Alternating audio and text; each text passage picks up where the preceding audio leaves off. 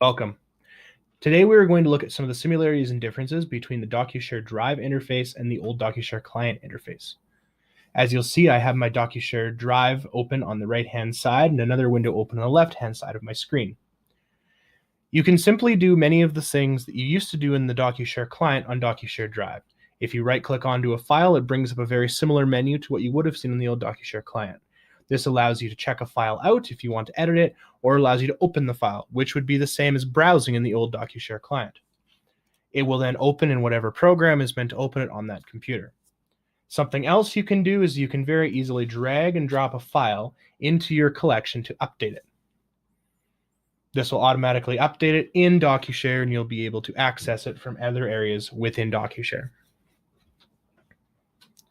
One thing that has changed slightly is the check-in wizard is no longer a check-in wizard, but an update file wizard that asks you to add a new version of the file very similar to the web interface.